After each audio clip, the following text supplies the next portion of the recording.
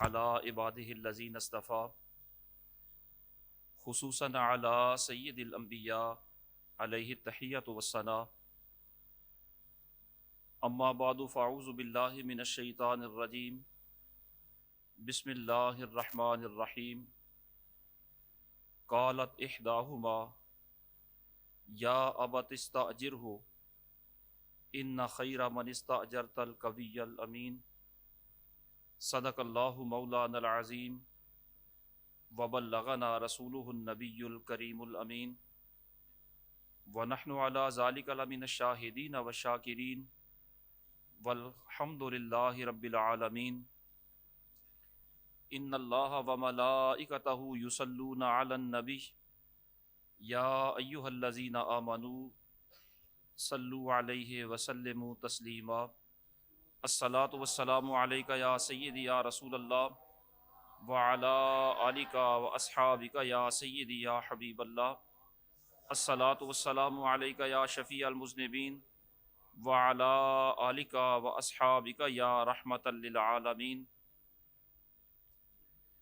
بعد از حمد و ثنا آج جمعۃ المبارک کی اس نشست میں اجارہ، کرایہ اور لیزنگ کے حوالہ سے چند گزارشات آپ کے سامنے عرض کرنا مقصود ہے۔ اللہ کریم کلمات حقہ کو زبان پر جاری و ساری فرمائے۔ اجارہ کی مشروعیت اور اس کے جواز کے حوالہ سے قرآن مجید فرقان حمید کے اندر متعدد آیات ہیں۔ مثلاً حضرت سیدنا شعیب علیہ السلام کی ایک بیٹی اپنے والد سے حضرت موسیٰ کے بارے میں یہ کہنے لگی کہ اے ابا جان، بکریاں چرانے کے لیے انہیں اجرت پر رکھ لیں، اس واسطے کہ جسے بھی آپ اجرت پر رکھیں گے اس کا طاقت والا اور امانت والا ہونا ضروری ہے، تو ان کے اندر یہ دونوں اوصاف موجود ہیں، اس لیے آپ انہیں اجارے پر اجرت پر رکھ لیں۔ تو حضرت شعیب علیہ السلام نے حضرت موسیٰ علیہ السلام کے ساتھ اجارہ فرمایا، جس کا ذکر قرآن مجید کے اندر موجود ہے۔ اسی طرح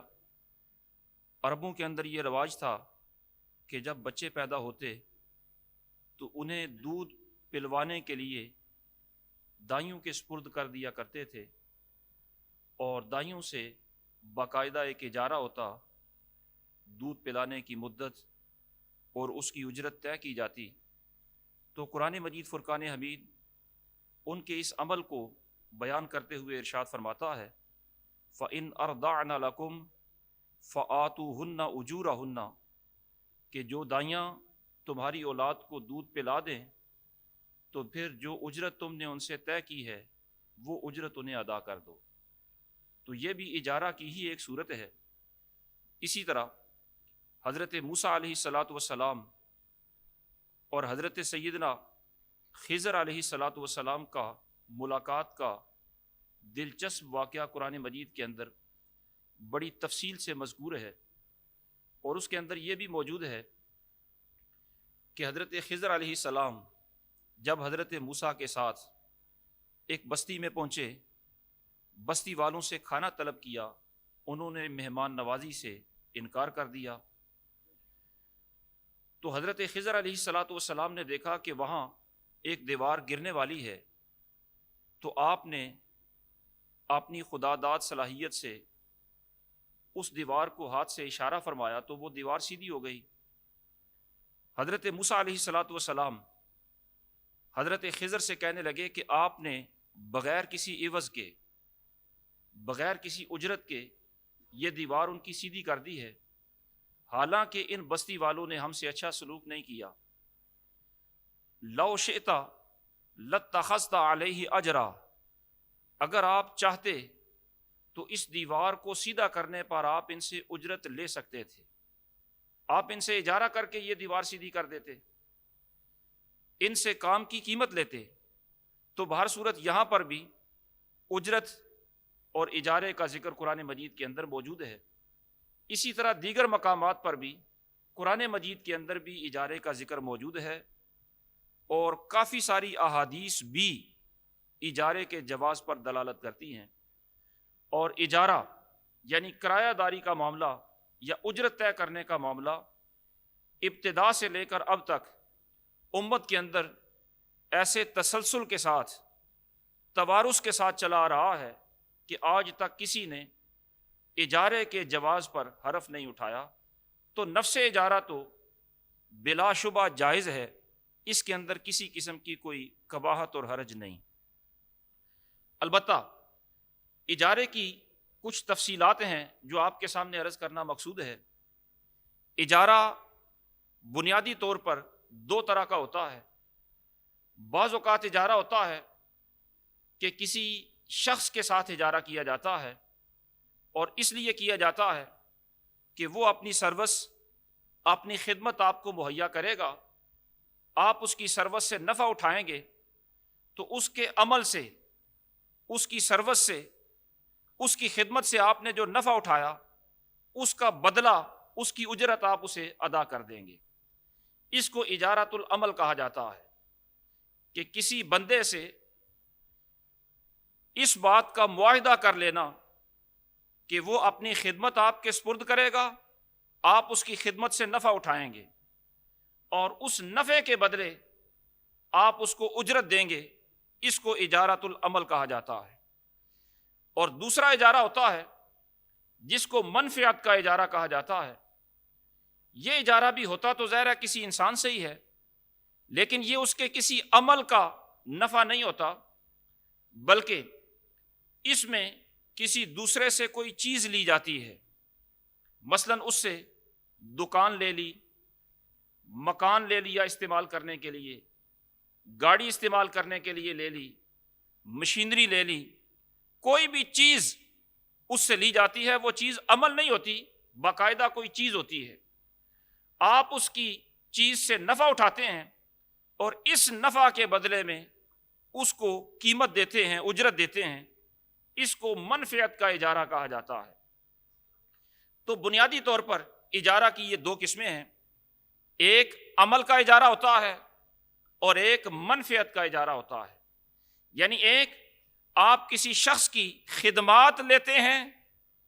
اور اس کے بدلے میں اجرت دیتے ہیں، اور دوسری قسم یہ ہے کہ کسی چیز کی منفعت آپ لیتے ہیں اور اس کے بدلے میں کسی کو قیمت اور اجرت دیتے ہیں۔ تو یہ دو قسم کی اجارے کی صورتیں ہوتی ہیں۔ جو عمل کا اجارہ ہوتا ہے، یعنی آپ کسی سے کام لیں اور اس کے بدلے میں آپ اجرت دیں، اس کے مختلف پہلو ہوتے ہیں اور ہر پہلو کے اعتبار سے اس کی شرائط ہوتی ہیں، اور یہ ایک بڑی لمبی تفصیل ہے۔ میں صرف اس کا خلاصہ اور اجمال سے آپ کے سامنے عرض کر دوں کہ جو عمل کا اجارہ ہوتا ہے اس کے بنیادی طور پر چار پہلو ہوتے ہیں، چار قسم کی اس کی شرائط ہوتی ہیں۔ کچھ شرائط تو وہ ہوتی ہیں جو اس اجارہ کے منعقد ہونے کے لیے ہوتی ہیں،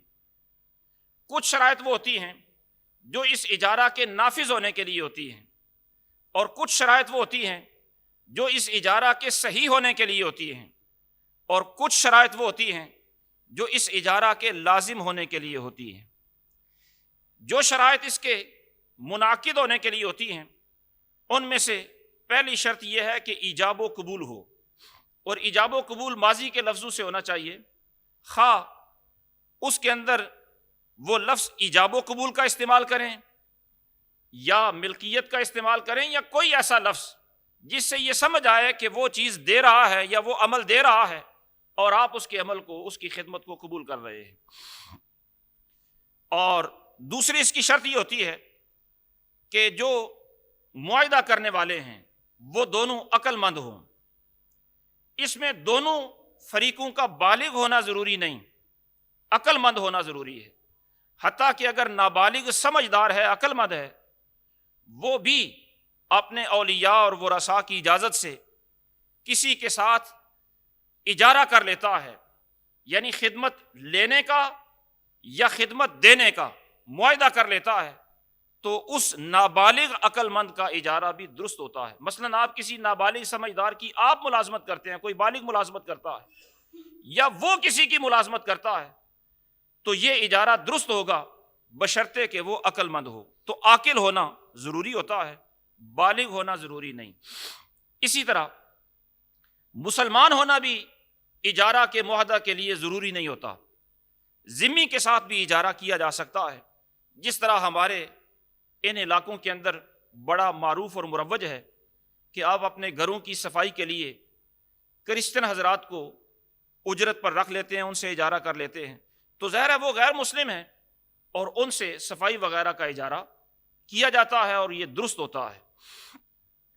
اسی طرح اجارہ منعقد ہونے کے لیے یہ شرط بھی ہے کہ اجارہ میں جو اجرت مقرر کی گئی ہے، جو چیز آپ نے قیمت کے طور پر اجرت کے طور پر دینی ہے، وہ چیز موجود بھی ہو. ایسا نہیں ہے کہ چیز موجود ہی نہ ہو اور آپ یہ طے کر لیں کہ آپ مجھے یہ خدمت دیں اور میں وہ چیز آپ کو دوں گا جو میرے پاس ابھی ہے ہی نہیں. تو اجرت کا اور قیمت کا موجود ہونا یہ ضروری ہوتا ہے. اسی طرح وہ اجرت ایسی ہونی چاہیے کہ جو اجرت مال بھی ہو اور اس مال کی کوئی قیمت بنتی ہو. اگر وہ مال نہیں یا مال کی قیمت نہیں، مال متقوم نہیں ہے، تو بھی اجرت کے طور پر وہ نہیں مقرر کی جا سکتی اور وہ اجارہ بھی درست نہیں ہوتا. مثلا آپ کسی کو کہیں کہ آپ مجھے اپنی سروسز دیں، خدمات پیش کریں، میں آپ کی خدمات سے نفع حاصل کروں گا اور بدلے کے طور پر آپ یہ ہوا سے سانسیں لیتے رہیں، آپ یہ ٹھنڈی ہوا لے لیں، آپ میرے اے سی میں بیٹھ جایا کریں یا آپ یہاں پر بیٹھ جایا کریں. یعنی عرض کرنے کا مقصد یہ ہے کہ بدلے کے طور پر جو اجرت دینی ہے وہ مال ہونی چاہیے اور اس مال کی کوئی قیمت ہونی چاہیے. اگر مال نہیں یا اس کی قیمت نہیں یا وہ موجود ہی نہیں تو ان ساری صورتوں کے اندر اجارہ منعقد نہیں ہوگا. اسی طرح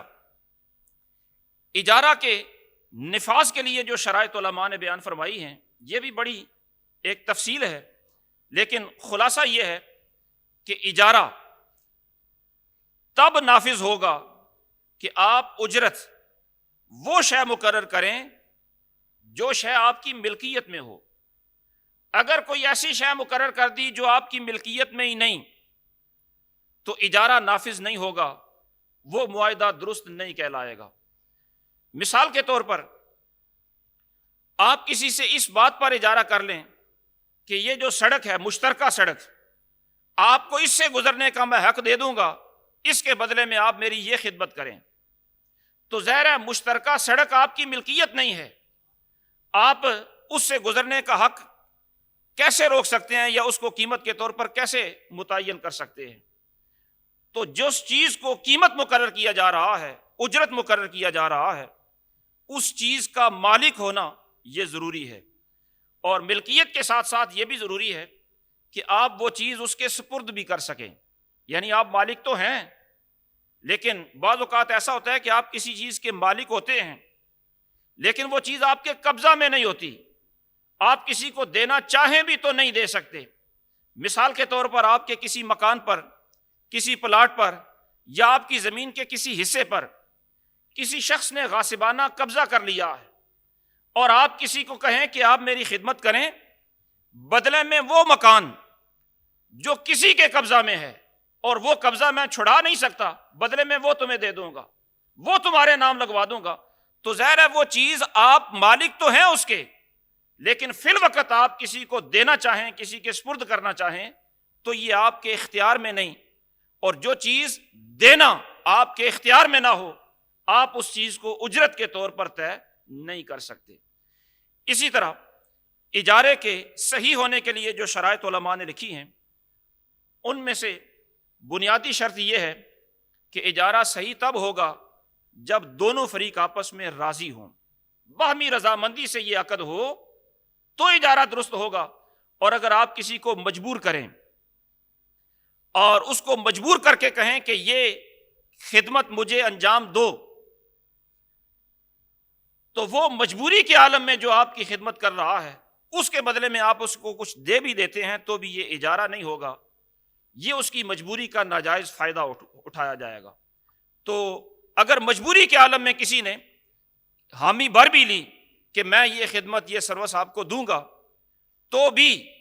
جو ہی اس کی مجبوری ختم ہوگی یہ اجارہ از خود ختم ہو جائے گا، یہ معاہدہ باطل ہو جائے گا۔ تو فریقین کا باہمی طور پر رضا مند ہونا بھی ضروری ہوتا ہے۔ اسی طرح اجارہ کی جو مدت ہوتی ہے اس کا معلوم ہونا بھی ضروری ہوتا ہے، اور وہ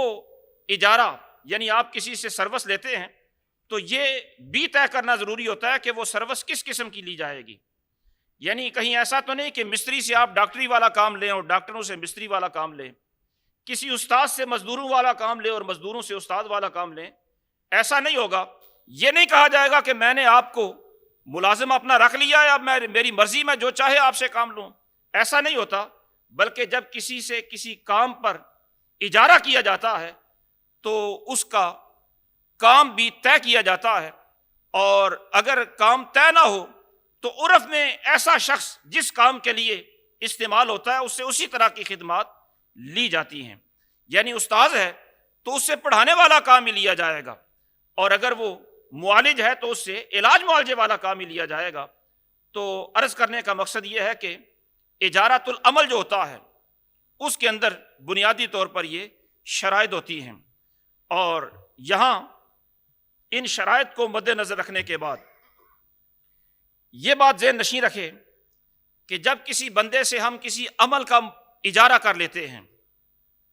تو یہ اجارہ دو نوعیتوں کا ہوتا ہے۔ آپ یوں سمجھیں کہ اس بندے کی دو طرح کی نوعیتیں ہوتی ہیں۔ بعض اوقات وہ جو ہمارا اجیر ہے، آپ اس کو ملازم بھی کہہ سکتے ہیں، یعنی جس بندے کے ساتھ ہم نے اجارہ کیا ہے کہ وہ خدمات دے گا اور بدلے میں ہم اس کی اجرت دیں گے۔ یہ معاہدہ دو طرح کے شخصوں سے کیا جا سکتا ہے۔ اس کی نوعیت دو طرح کی ہوتی ہے۔ بعض اوقات وہ اجیر خاص ہوتا ہے، اور بعض اوقات وہ اجیر عام ہوتا ہے۔ اجیر خاص کا مطلب یہ ہوتا ہے کہ جس بندے نے خدمات دینی ہیں وہ کسی ایک شخص، کسی ایک دکان، کسی ایک کمپنی، یعنی کسی بھی ایک کے ساتھ یہ معاہدہ کر لیتا ہے کہ میں اتنا وقت فلاں کام اتنی مدت کے لیے آپ کا کروں گا۔ وہ صرف اس شخص کا ہی اس وقت کے اندر کام کر سکتا ہے، اس وقت کے اندر وہ کسی دوسرے کا کام نہیں کر سکتا۔ یعنی وہ صرف اسی کا ملازم ہے، وہ اسی کا اجیر ہے، وہ اسی کے کام کرنے کا پابند ہے، اور جتنا وقت اس نے طے کیا اس وقت کے اندر وہ کسی دوسرے کا کام نہیں کر سکتا۔ اس کو اجیر خاص کہا جاتا ہے۔ یہ جتنے بھی عموماً ملازمین ہوتے ہیں، خواہ وہ پرائیویٹ ہوں، سرکاری ہوں یا نیم سرکاری ہوں، جتنے بھی ملازمین ہوتے ہیں یہ سارے کے سارے اجیر خاص ہوتے ہیں۔ یعنی انہوں نے اپنا وقت ایک حکومت کو، ایک کمپنی کو، ایک ادارے کو یا ایک شخص کو اپنا وقت بیچ دیا ہوتا ہے، اور اس وقت کے اندر یہ اس شخص کے یا اس ادارے کے پابند ہوتے ہیں۔ اس وقت کے اندر یہ کسی دوسرے کا کوئی کام نہیں کر سکتے۔ یہ جو اجیر خاص ہوتا ہے اس کی مزید تفصیلات اس طرح کی ہیں کہ یہ اس وقت کے اندر ظاہر ہے جس کے ساتھ اس نے اجارہ کیا اس کا پابند ہے، کسی دوسرے کا کام تو نہیں کر سکتا، لیکن اگر یہ اس وقت کے اندر دوسرے کا کام کرے گا تو اس کی اجرت سے اتنی وقت کی تنخواہ کاٹ لی جائے گی جتنا وقت یہ کسی دوسرے کے کام کے اندر مصروف رہا۔ اس کی ملازمت کے دوران، اس کے وقت کے دوران اگر یہ کسی اور کا کام کرتے ہوئے پایا گیا تو اس کی اجرت سے اتنے وقت کی اجرت جو ہے وہ کٹوتی کر لی جائے گی۔ اسی طرح اس کے اندر یہ بھی ضروری ہوتا ہے کہ جو بندہ کسی کا خاص طور پر اجیر ہو گیا، اجیر خاص ہو گیا، اس وقت کے اندر یہ پابند تو ہو گیا، اس نے اپنا آپ پیش بھی کر دیا اس کو۔ اب اگر اجرت پر رکھنے والا اس وقت کے اندر اس سے کوئی کام نہیں لیتا، اس نے اپنا آپ پیش کر دیا لیکن وہ کام لیتا ہی نہیں، یا کوئی کام تو لیتا ہے لیکن فارغ وقت بچ جاتا ہے، تو اگر کام وہ نہ لے یا کام لینے کے باوجود فارغ وقت بچ جائے تو اس کے باوجود اس کی جو اجرت طے کی گئی ہے وہ اجرت ساری کی ساری مکمل طور پر ادا کی جائے گی۔ مثلاً اگر کسی نے کسی شخص کو اپنی دکان پر چوکیدار کے طور پر متعین کر لیا، اب وہ چوکیدارے کے لیے آ گیا، لیکن یہ شخص اس کو چوکیدارے پر بٹھاتا نہیں، اس نے اپنا آپ پیش کر دیا، تو اس کی تنخواہ جو ہے وہ چالو ہو جائے گی، وہ سٹارٹ ہو جائے گی، اس لیے کہ اس نے اپنی خدمات پیش کر دی ہیں۔ یہ بندہ اس کی خدمات سے فائدہ اٹھائے تو بھی تنخواہ اس کے ذمہ لازم ہے، اور فائدہ نہ اٹھائے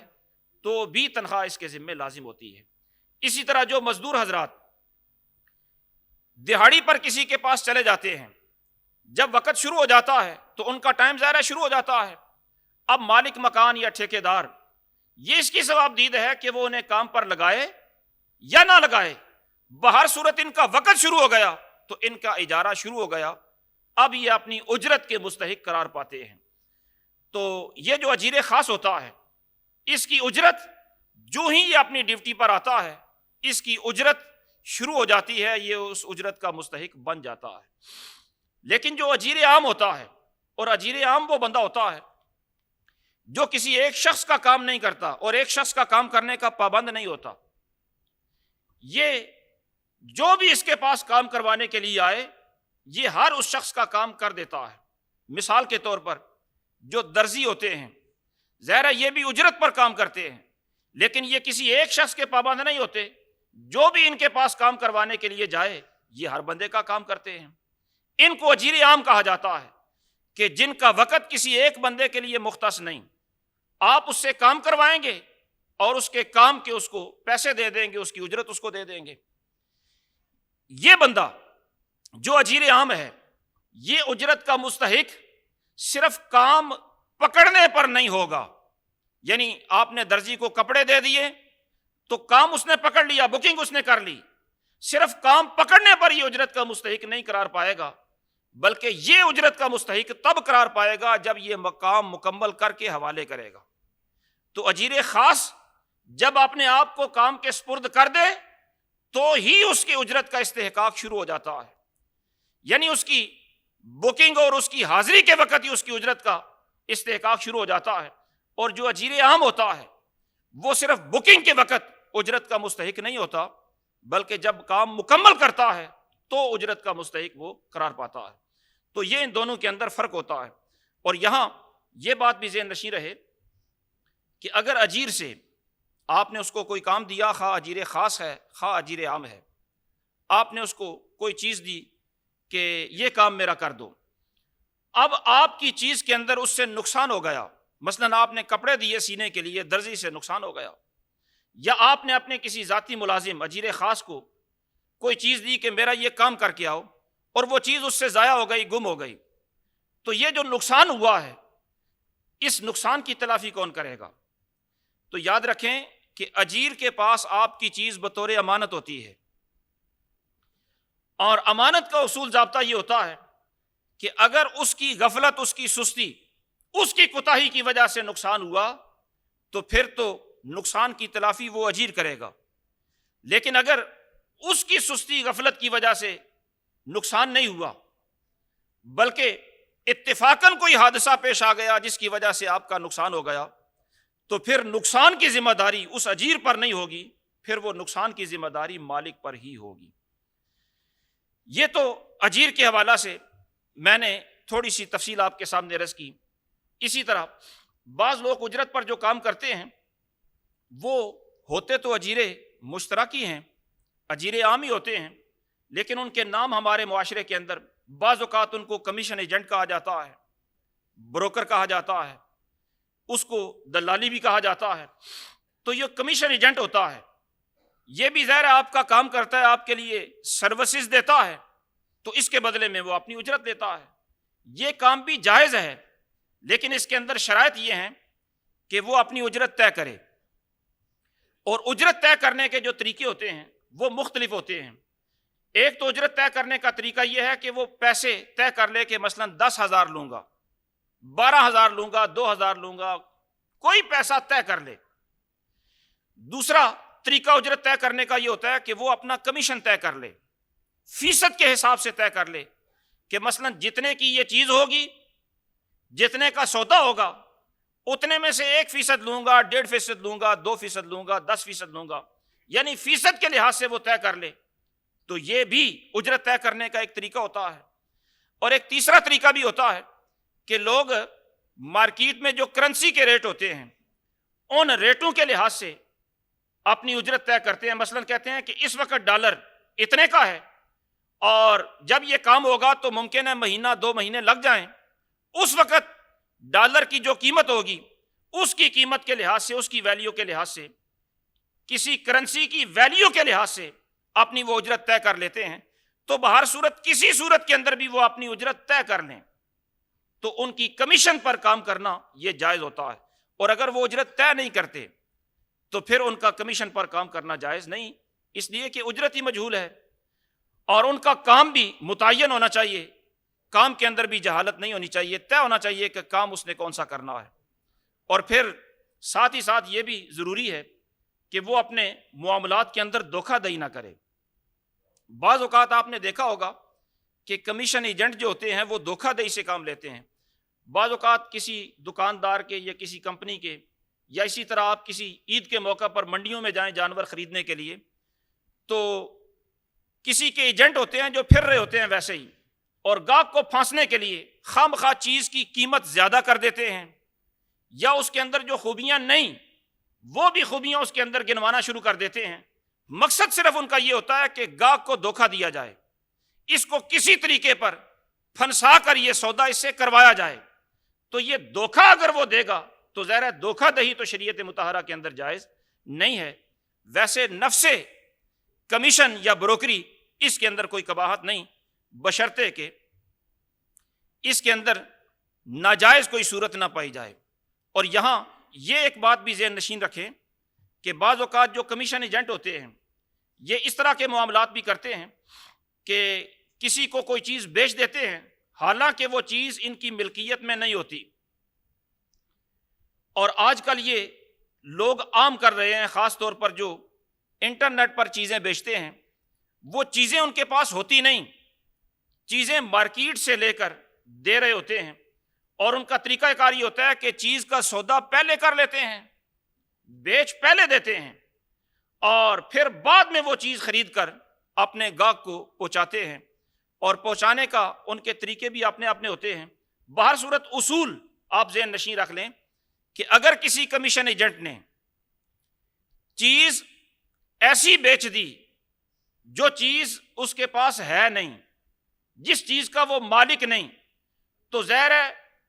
چیز کا مالک ہی نہیں تو یہ بیچ کیسے سکتا ہے؟ اور اگر اس نے بیچ ہی دی ہے، سودا کر ہی لیا ہے، تو پھر اگر یہ گاہک سے کہے کہ فلاں دکان سے وہ چیز جا کر لے آؤ، اور دکاندار کو فون کرے کہ فلاں بندہ آ رہا ہے چیز دے دینا، پیسے میں آپ کو پہنچا دوں گا، اور اپنے گاہک سے پیسے وصول کر کے نفع اپنے پاس رکھ لے اور اصل قیمت دکاندار کو دیتے، تو یہ جائز نہیں ہے۔ جائز صورت اس کی یہ ہے کہ اگر اس نے اس طرح کا کوئی کام کرنا ہی ہے تو یہ اس دکاندار سے کہے کہ میں آپ کا سودا بکواؤں گا، جتنا سودا آپ کا میں بکواؤں گا اتنے سودے کی کمیشن آپ مجھے دے دیں۔ اب یہ دکاندار کا کمیشن ایجنٹ بن کر اس کی طرف سے یہ چیزوں کی مارکیٹنگ کرے اور اس کا سودا اگر بیچتا ہے تو پھر اس کے جواز کی صورت بن سکتی ہے۔ اور اگر اس کا یہ نمائندہ نہیں، اپنی کر کے چیزیں بیچ رہا ہے اور مالک نہیں بنتا، تو پھر اس کا یہ سودا جائز نہیں ہوتا۔ دعا ہے اللہ رب العالمین انہی کلمات کو شرف قبولیت عطا فرمائے۔ وما توفیقی الا باللہ العلی۔